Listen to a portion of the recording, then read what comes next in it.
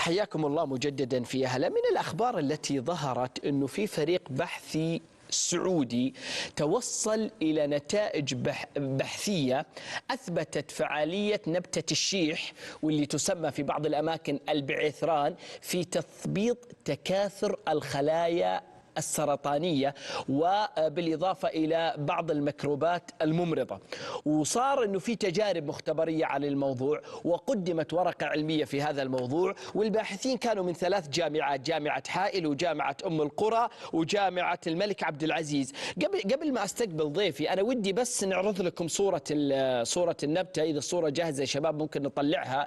يمكن يعني مسمى الشيح يعني مسمى متعارف عليه، البعثران في بعض الأماكن. بنوريكم صورة النبتة وبتكلم مع ضيفي عن أبرز النتائج اللي توصلوا لها ومدى يعني هذه النبتة ظاهرة أمامكم على الشاشة ومدى يعني موثوقية هذه النتائج إلى الآن وإلى وين إحنا رايحين في مثل هذا الموضوع. يعني هل الفكرة اليوم هي مجرد إعلان يعني للشو الإعلامي لا أكثر ولا أقل، ولا بالفعل إحنا مقبلين على فتح طبي وعلمي وبحثي جيد جدا قد ينقل البشرية إلى مرحلة أكثر صحية في مثل هذا الموضوع وأكثر معالجة؟ اسمحوا لي أن أرحب بضيفي الذي ينضم إلي عبر استديوهاتنا في جدة، الدكتور عبد الرحمن بازيد، وهو أستاذ مساعد في قسم المختبرات الطبية في كلية العلوم الطبية التطبيقية في جامعة حائل. دكتور مساء الخير وشكرا لقبولك دعوة البرنامج. مساء النور والسرور. أشكر لك أستاذ مفرح ولقناة روتانا خليجية هذه الاستضافة، وأحب بدء أذكر أنه هذا الإنجاز ولله الحمد كان بتعاون جميع الفريق البحثي بقيادة الدكتور حسام قنش، ودعم لا موصول وتوجيه من سعادة رئيس جامعة حائل ووكلائها وسعادة عميدة الكلية العلوم الطبية التطبيقية، وعباءة البحث العلمي ممثلة في الدعم المالي عبر برنامج التمويل المؤسسي من وزارة التعليم لدعم الأبحاث وتطوير الجامعات السعودية. جميل. أدخلنا إلى تفاصيل هذا الخبر، يعني قل لنا التفاصيل كاملة وش هي؟ طيب، هذا البحث ولله الحمد احنا طورنا مركب جديد من مستخلص نبات البعيثران اللي موجود في كثرة في المملكة العربية السعودية، وطبعا له مسميات مختلفة في مناطق المملكة، منتشر بكثرة في منطقة حائل ومنطقة جيزان. فالمركب اللي احنا طورناه هو مركب جديد باستخدام مستخلص النبتة بالإضافة إلى تقنية جديدة إلى تقنية النانو، ودمجناها مع بعض، وبعد كذا بدينا نختبر هذا المركب الجديد ضد الخلايا السرطانية ومدى فعاليته ضد الخلايا السرطانية، ولله الحمد أعطى فعالية جيدة وكذلك ضد بعض الميكروبات الممرضة المسببة لكثير من الأمراض المعدية، ولله الحمد كذلك أثبت فعالية. وبعد كذا اختبرناه ضد الخلايا الطبيعية، ولله الحمد كانت سميته جدا ضعيفة أو لا تذكر، فهذا ولله الحمد يعني يفتح الآفاق لتطوير هذا المركب لاستخدامه مستقبلا كعلاج للأورام السرطانية والأمراض المعدية. لكن طبعا أحب أنوه أنه ما زالت الدراسات في بدايتها وتحتاج إلى المرحلة الثانية ثم الثالثة ثم اختبارها على مرضى لإثبات فعاليته. طيب، قبل ما نروح للمراحل قل لي المرحلة البحثية الأولى إيش تقول؟ يعني هو يقضي على الخلايا السرطانية ويمكن أن يبشر بعلاج نهائي لمرضى السرطان؟ طبعا احنا اختبرناه ضد سرطان او خلايا سرطان البروستيت، ولله الحمد ارتبط مع الخلايا وثبت نموها بشكل كبير، فهذا يفتح الآفاق انه بالامكان تطويره وبامكانه تثبيط نمو الخلايا السرطانية. طبعا احنا في المرحلة الاولى اختبرناه على نوع واحد من الخلايا، والان يجري العمل لاجراء المزيد من الابحاث على خلايا متنوعة من خلايا السرطان. طيب معلش دكتور، علميا وطبيا وبحثيا ايش يعني تثبيط الخلايا؟ يعني القضاء عليها ولا فقط الحد من انتشارها؟ تثبيطها يعني تقليل عددها. يعني بدل ما تتكاثر بشكل كبير يقل عملية التكاثر. وهذا الحال كذلك بالنسبة للبكتيريا، كذلك ثبط نمو البكتيريا، مما يسمح طبعا لجهاز المناعة بعد ذلك للتعامل معها. لكن زي ما ذكرت احنا اختبرناه على نوع واحد من الخلايا السرطانية، وما زال الطريق مفتوح لتجربة عدد من الخلايا إن شاء الله. جميل. يعني الآن لما هو يحد من انتشارها، هذه مرحلة من مراحل القضاء على الورم كاملا ولا لا؟ طبعا عملية القضاء على الورم هي عملية معقدة لا أستطيع أني أنا أشرحها الآن، لكن إحنا اللي وجدناه أنه هو يرتبط مع الخلايا السرطانية ويثبطها، مما يعني أنه يمنع تكاثر الخلايا السرطانية. وكما تعلم ويعلم السادة المشاهدين أنه مشكلة الخلايا السرطانية هي التكاثر الغير محدود أو الغير متحكم به. فإذا قدرنا نثبط نمو هذه الخلايا فهذا يفتح المجال لتطوير للعمل على علاج الأورام. ممتاز. وتثبيط الخلايا بحد ذاته أعتقد إذا تتفق معي، لأني أنا ماني متخصص، أنها مرحلة طبية مهمة لأنها تحاصر المرض. نعم، لكن زي ما ذكرت ما زال في المراحل الأولى ويحتاج إلى إثباتات أخرى. طيب المراحل الثانية والثالثة وش وكم فترتها الزمنية؟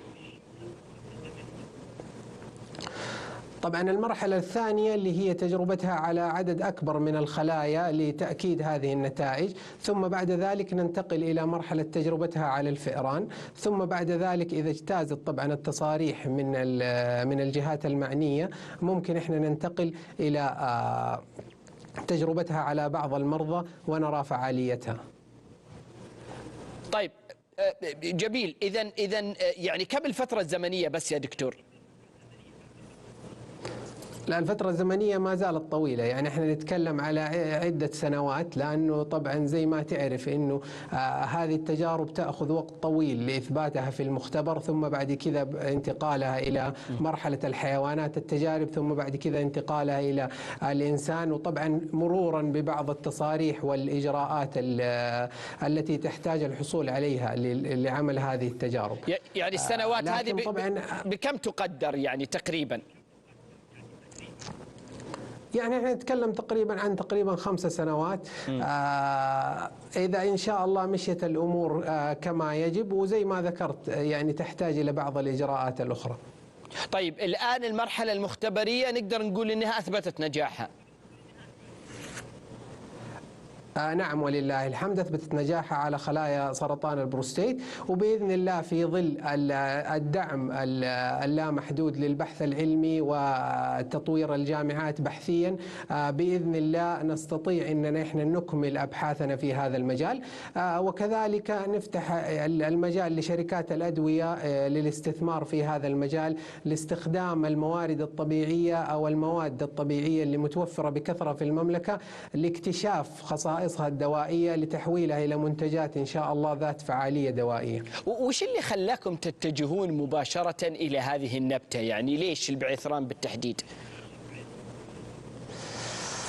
طبعا لعدة أسباب. أول شيء كثرة انتشارها في المنطقة مما يدعو إلى التساؤل هل لها فائدة دوائية أو لا، ثم بعد كذا بحثنا في بعض المصادر يوجد بعض المعلومات أنه لها فعلا فائدة دوائية، لكن طبعا إحنا زي ما ذكرت أنه إحنا أخذنا مستخلص من النبات ثم بعد كذا دمجناه مع تقنية أو عفوا باستخدام تقنية النانو لتطوير مركب جديد يساعد على امتصاصه أسهل داخل الخلايا ويرتبط مع الخلايا بشكل كبير. نعم. طيب اليوم دكتور كيف نقدر نسرع من المراحل؟ هذا السؤال يعني أنا يعني أكاد أجزم أنه موجود في نفس كل اللي جالس يسمع هذه الحلقة، وخاصة الناس اللي ابتلوا مثلا بأي أورام سرطانية معينة. كيف ممكن نسرع من المراحل والنتائج؟ يعني 5 سنوات كثير. أتفق معك يا أستاذ مفرح، لكن زي ما ذكرت الإجراءات البحثية تأخذ بعض الوقت، وأحيانا تحتاج إلى إعادة بعض التجارب. طبعا البحث العلمي ولله الحمد في ظل رؤيتنا الرشيدة ولله الحمد له دعم مخصوص، وبإذن الله بهذا الدعم نستطيع أنه إحنا نسرع عملية الأبحاث. لكن زي ما ذكرت يوجد إجراءات أخرى وتصاريح نحتاج إلى الحصول عليها للمضي قدما لتجربتها على الحيوان ثم على المرضى بإذن الله. طيب من ضمن تفاصيل الخبر دكتور اللي هو أنه يقضي أيضا على بعض الميكروبات الممرضة. وش الميكروبات هذه؟ وش الأمراض اللي تؤدي إليها؟ طيب، من أشهر الميكروبات اللي تقضي عليها هي بكتيريا تسبب في العادة اللي هي الأمراض الجهاز الهضمي، وبعض البكتيريا اللي تسبب التهابات في الجروح. طبعا هذه البكتيريا في العادة تسبب مشكلة، وخصوصا إذا كانت المشكلة للمرضى اللي موجودين في المستشفيات فيصعب علاجها. والآن مع تطور هذه البكتيريا وأصبحت مقاومة للمضادات الحيوية، فنحتاج إلى بدائل للمضاد الحيوي لعلاج هذه الالتهابات، لأنه أصبحت البكتيريا مقاومة للمضادات الحيوية. فإن شاء الله إنه هذه بداية خير للاستثمار في المنتجات الطبيعية واستخدامها كبدائل للمضادات الحيوية لعلاج الالتهابات. طيب الحين أنتم تعملون بشكل واحد على نتائج البعثران ولا بشكلين منفصلة اللي هي نتائجه مثلا في السرطان الحالة والميكروبات الحال؟ طبعا كل على حدة. احنا أخذنا هذا المستخلص الجديد أو المركب الجديد وبدأنا نجربه على الخلايا السرطانية، وهذه بعض الزملاء قاموا بالدور الله يعطيهم العافية. ثم بعد كذا مجموعة من الزملاء قاموا بعمل تجارب على البكتيريا الممرضة، ولله الحمد نشرت النتائج بعد تحكيمها في مجلة ذات تأثير عالي ومصنفة عالميا ذات تصنيف عالي. وش المجلة دكتور؟ مجلة بوليمرز. طيب الآن دكتور، على مستوى الإمكانات، على مستوى البيئة ككل، يعني في المختبرات لدينا الأدوات، هل كل شيء مهيأ لاستمرار هذا العمل ولا تحتاجوا إلى إمكانيات أكثر في المرحلة الحالية؟ ما زلنا نحتاج إلى بعض التطوير في الأجهزة اللي موجودة، ونحتاج كذلك إلى بعض الدعم المادي لعمل بعض الأبحاث، لأنه كما تعلم بعضها مكلفة ماديا لإجراءها. لكن بإذن الله الأمور مبشرة، وبإذن الله يكون يعني بداية لتعاون سواء مع القطاع الخاص عبر شركات الأدوية للاستثمار في الموارد الطبيعية لدراسة خصائصها الدوائية وتحويلها إلى منتجات ذات عائد علاجي بإذن الله. لا يعني شركات الأدوية تقدر تدخل الآن على الخط وتدعم ولا لا لسه إلين انتهاء المراحل؟ لا، بالإمكان التعاون الآن مع شركة الأدوية لتطوير هذا المنتج، بما أنه الآن نتائجه مبشرة، فبالإمكان استخدامه أو عفوا بالإمكان تجربته على خلايا إضافية وعلى يعني على بكتيريا أخرى لإثبات فعالية. لكن من خلال تجربتكم ومعرفتك دكتور، هل شركات الأدوية ممكن تدخل في هذا الرهان وتدفع عليه، خاصة أنه لسه ما في شيء نهائي بخصوصه؟ ما زال في مرحلة مبكرة زي ما ذكرت، لكن احنا نطمع للشراكة مع بعض الشركات لتسريع عملية يعني عملية الإجراء التجارب والتكاليف المرتبطة بها. وكذلك يعني الجامعة ما قصرت، وزارة التعليم على دعمهم السخي عن طريق دعم الأبحاث العلمية وتهيئة الأجواء للباحثين لعمل مثل هذه التجارب في جامعاتنا السعودية. ماذا عن الجامعات الثلاث أم القرى حائل الملك عبد العزيز بالتعاون مع الوزارة مثلا؟ هل يستطيعون توفير الدعم الكافي سواء المادي أو الأدوات وغيرها من أجل انتهاء مراحل البحث ولا لا؟ نعم بإذن الله في المرحلة الحالية ولله الحمد احنا أكملنا المرحلة الأولى من البحث زي ما ذكرت بدعم سخي من عمادة البحث العلمي في جامعة حائل، ممثلة بدعم وزارة التعليم عبر مبادرة التمويل المؤسسي. فإن شاء الله بالإمكان المضي قدما بهذا البحث للمرحلة الثانية أو الثالثة بإذن الله بالحصول على مزيد من الدعم. كم استغرقت معكم من الوقت المرحلة الأولى دكتور؟ تقريبا من 9 أشهر إلى سنة المرحلة الأولى. زي ما ذكرت التجارب المختبرية في العادة لما تبدأها تحتاج إلى تهيئة الأجواء، ثم بعد كذا إذا استطعت يعني التحكم في جميع المتغيرات تبدأ التجارب الفعلية وتبدأ تحصل على النتائج. لما اتجهتوا إلى نبتة الشيح مباشرة كان عندكم يعني اعتقاد أو معلومة معينة أن فيها وفرة دوائية ممكن إحنا نستخلصها منها، ولا كانت الفكرة بس أنه لأنها متوفرة مثل ما ذكرت في الأول؟ لا طبعا زي ما ذكرت احنا نبني دائما الدراسات العلمية على مراجع سابقة، فيوجد فعلا بعض المعلومات في المراجع تذكر بعض الفوائد الدوائية لهذه النبتة، وبدأنا نطورها. طبعا احنا ولله الحمد الفريق يعمل على عدة مركبات الآن طبيعية من منطقة حائل بما فيها كذلك العسل، وندرس مركباته والمادة الفعالة فيه لتطويره ليكون مادة ذات فعالية علاجية بإذن الله. اكشف لنا شوية يا دكتور، كيف يعني إيش وصلت الدراسات إلى الآن في موضوع العسل؟ طيب العسل احنا بدينا ولله الحمد أخذنا إلى الآن نوعين من العسل، طبعا نوع يسمى عسل السمرة ونوع عسل السدر. ولله الحمد عسل السمرة أثبت فعاليته حتى ضد الميكروبات المقاومة للمضادات الحيوية، ولله الحمد نشر البحث في مجلة علم الدوائيات وكان له ولله الحمد يعني صدى واسع.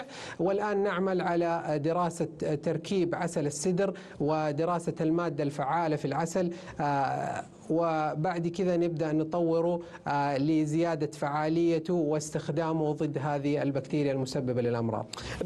دكتور لما تقول إنه صار عليه بحث ونشر في مجلة علمية، هذا أكيد له وزنه العالي عندكم أنتم في العرف البحثي والعلمي، بس إحنا كمشاهدين وغير متخصصين ما نعرف بالضبط إيش يعني الخطوة هذه. هل هي خطوة عالية جدا ومبشرة بالوصول إلى علاج نهائي، ولا لا هي بس شيء أقرب إلى الاستعراض؟ ودي بس تشرحها لنا علشان يعني الجمهور كله يفهم.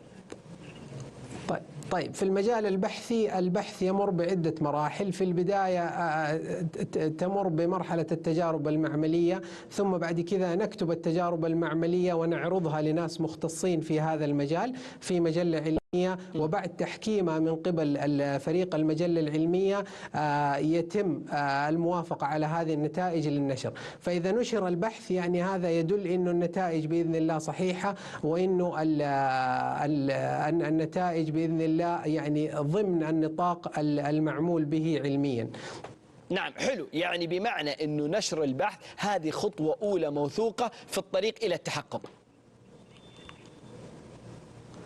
نعم صحيح، نحن نحتاج إلى التحقق أنه نتائجنا فعلا صحيحة وأنه الباحثين في نفس المجال يوافقون هذا الرأي، فبالتالي لما تحكم النتائج وتنشر هذا دليل أنه هذه النتائج مقبولة علميا ومن مختصين في الوسط العلمي. نعم حلو، اللي فرض السؤال يا دكتور يعني بعد إذنك هو فكرة أنه دائما نسمع عن نشر أبحاث علمية تخص علاجات لكثير من الأمراض ونتفائل ونستبشر خير، وبعد انتظار طويل جدا ما نجد هذا الدواء أصبح واقع. فإيش المرحلة اللي تصير أو الفجوة اللي تحدث ما بين تفاؤلنا بالنشر والبحث العلمي وما بين عدم وجوده كدواء؟ طبعا زي ما ذكرت لك أنا البحث العلمي هو الخطوة الأولى من تطوير العلاج، لكن يحتاج إلى عدة مراحل في الطريق إلى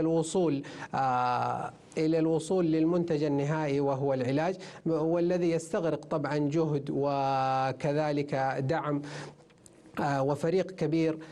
فهذه في العادة تأخذ وقت طويل، لأنه طبعا أنت إذا اختبرت المنتج أو عفوا اختبرت المادة الفعالة ضد بكتيريا أو خلية معينة، تحتاج إلى أنك أنت تعيد اختبارها على خلايا أخرى لترى مدى فعالية هذه المادة على مجموعة كبيرة من البكتيريا أو مثلا على الخلايا السرطانية، مما يستغرق وقت. وطبعا إذا انتهيت منها نحتاج إلى دراسة سميتها، هل لها تأثير سلبي على الخلايا الطبيعية ولا لا، ثم بعد كذا تستطيع أنك أنت تستخلص المادة الفعالة منها وتنتقل إلى المرحلة الثانية وهي تجربتها على الفئران، ثم إذا نجحت مرحلة تجربتها على الفئران تنتقل على تجربتها على المرضى. طبعا زي ما ذكرت هذه الأشياء تحتاج إلى وقت وإلى جهد، وكذلك إلى بعض الإجراءات الأخرى المتعلقة من ناحية التصاريح وغيره. طيب هذا دكتور فيما يتعلق بعسل السمرة. السدرة وش وصلتوا له عسل السدر إلى الآن؟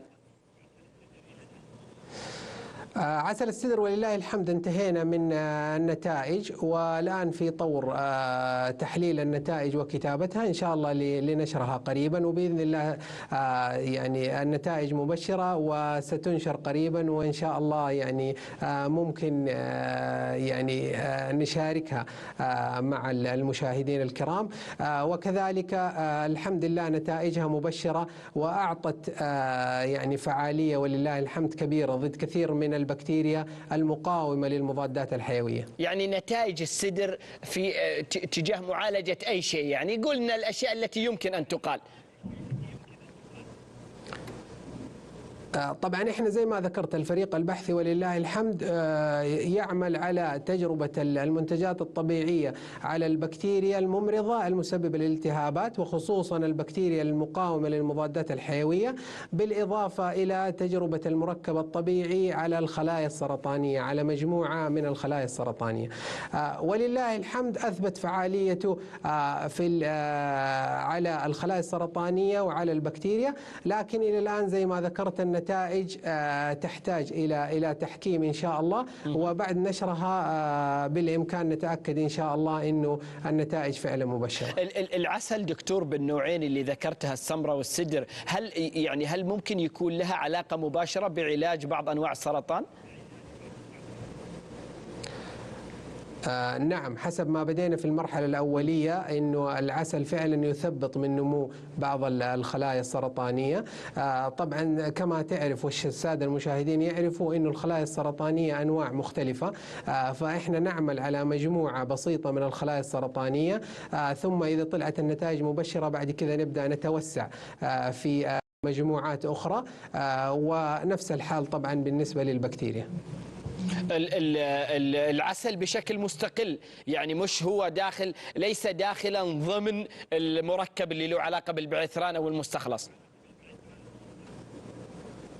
لا، البعيثران هو عبارة عن مشروع بحثي نعمل عليه بالإضافة إلى مشاريع أخرى اللي من ضمنها العسل طبعا. لكن في البعيثران إحنا زي ما ذكرت طورنا منتج جديد باستخدام مستخلص البعيثران بالإضافة إلى دمجه مع مركب آخر باستخدام تقنية النانو ليصبح أكثر فعالية. طيب هذا فيما يخص العسل والبعثران. أنا يعني أبستغل اهتمامك بهذا المجال دكتور إلى أنك تقول لنا بعض النتائج البحثية اللي وصلتوا لها، بعض الأبحاث اللي تجرى في المختبرات، يعني فيما يتعلق بالأدوية والأمراض، إلى وين وصلتوا؟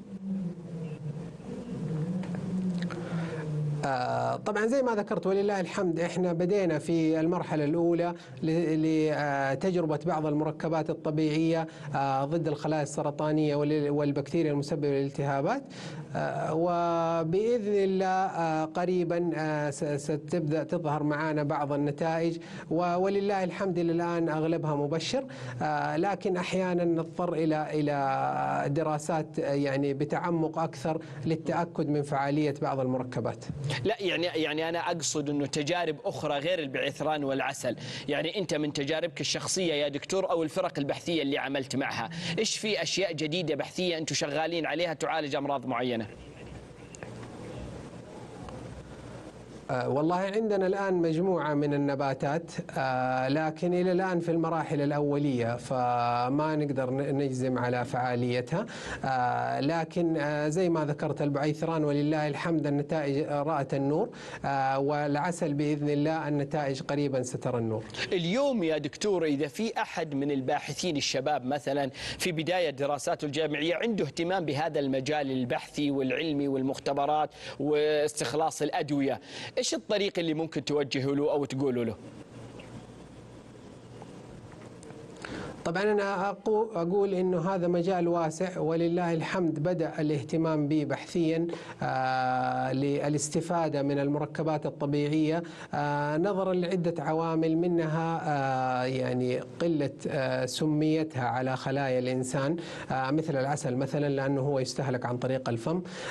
فهذه الأشياء تساعد في أنك أنت ممكن تطورها إلى منتجات ذات فعالية دوائية. فممكن يبدأ في هذا المجال، وإن شاء الله إنه الأمور مبشرة، ونحن كذلك في الفريق البحثي نرحب بأي تعاون. الفريق البحثي اللي يتحدث على موضوع البعثران والعسل على وجه التحديد كله بأكمله عبارة عن فريق بحثي سعودي؟ نعم. طبعا احنا من 3 جامعات سعودية زي ما ذكرت. من جامعة حائل 3 باحثين يقودهم دكتور حسام قنش، وكذلك من جامعة القرى دكتور عبد الدرهمي، وكذلك من جامعة الملك عبد العزيز في دكتور ماجد مشجري ودكتور مهند هزازي ودكتور هشام فلمبان، وكذلك لدينا تعاون مع بروفيسور من مصر دكتور طارق عبد الغني.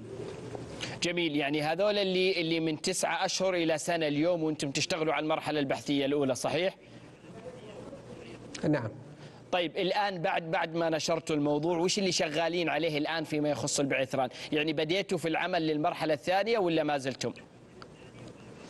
نعم، بدينا العمل لتجربته على خلايا سرطانية أخرى. زي ما ذكرت احنا بدينا بخلايا البروستيت، والآن بإذن الله حنبدأ تجربته على خلايا سرطانية أخرى، وكذلك تجربته على عدد أكبر من البكتيريا المسببة للأمراض، وتضمين بعض البكتيريا المقاومة للمضادات الحيوية لدراسة مدى فعالية المركب ضد هذه البكتيريا. أيوة، لكن اليوم لما تروحوا تبحثوا على خلايا سرطانية ثانية، هذا يعني استمرار للمرحلة الأولى ونتائج جديدة ولا لا هو بداية المرحلة الثانية؟ لا طبعا لازم احنا يعني نعرف الى اي حد هذا المركب ممكن يثبط الخلايا، والشيء الثاني نحتاج الى معرفة كيف تفاعل المركب مع هذه الخلايا. طبعا ولله الحمد اكتشفنا في بحثنا الاول انه يرتبط ببعض المستقبلات في الخلايا السرطانية، لكن نحتاج الى تأكيد هذه النتائج في المعمل ومن ثم الانتقال للمراحل الاخرى. طيب يعني أخيرا دكتور، فيما يتعلق بتجربة على الحيوانات، كم يبغى لها وقت عشان تبدأ؟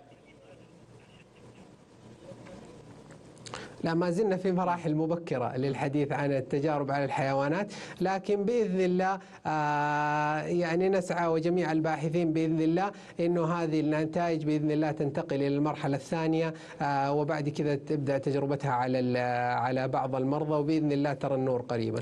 معذرة دكتور إذا سمحت لي في هذا السؤال وإن كان خارج شوي يعني عن محاور البرنامج، يعني المرحلة الحيوانية أو التطبيق عليها، إيش الفكرة العلمية أو البحثية لاستخدام الفئران باستمرار؟ يعني ليش الفئران على وجه التحديد؟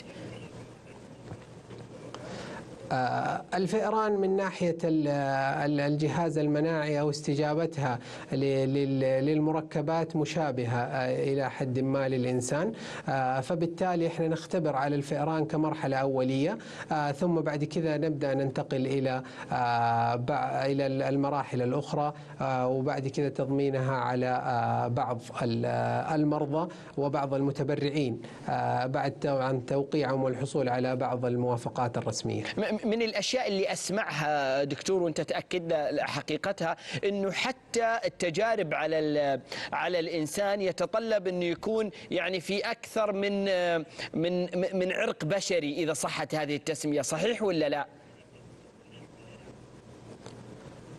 صحيح، تحتاج أنت إلى عينة في البداية، ثم بعد كذا تجربتها على عدة فئات من الناس، وكذلك من ناحية عمرية مختلفة ومن جنس مختلف لتعميم هذه النتائج.